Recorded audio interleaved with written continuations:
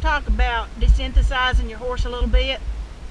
You know, if you go to one of those horse shows, expos or whatever, you see people with booths, look, Trevor going to sleep, that have little sticks and little whips on the end of them, and they work those horses all over with those little sticks, and people pay $40, $50 because it's a Clinton Anderson stick, it's a Chris Cox stick, it's, you know, it's got a name on it. I was working with a friend of mine, Sam Powell, who's a trainer, and I told him I need to get me one of those little sticks. I was borrowing somebody else's. He said, well, I got one to get you. He went out in the woods and got me a branch, came back and go, here you go. He tied a little string on it. He said, $40, please. I said, $40? You just went out and got a branch out of the woods. He said, no different. He said, those little sticks, it's not what the stick does, Suzanne, it's what the person does. But Sam has a lot of invaluable advice about that, things like that.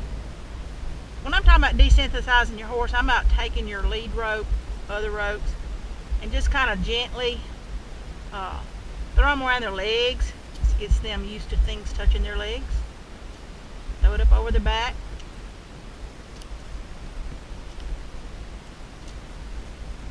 Throw it, let it drag. Throw it and wrap it.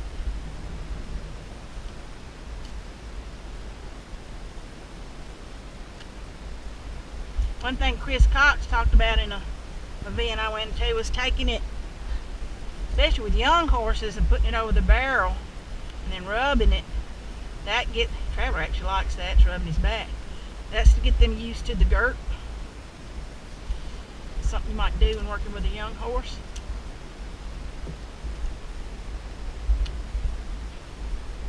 I'll move to the other side, because what you do to one side, you have to do to the other. You notice Trevor trying to turn his head a little bit to block me there. Right side is his weak side. Something I need to always remember when I'm training him is I might work that right side twice as long as I do that left side.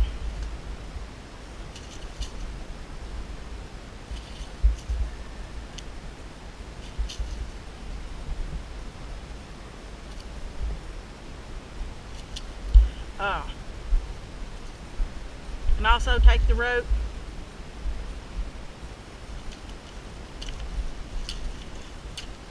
if he moves away from it, then you move it in, move it back out, release the pressure a little bit when he stays still. Alright, he's standing for me, so I'll release that pressure, move out.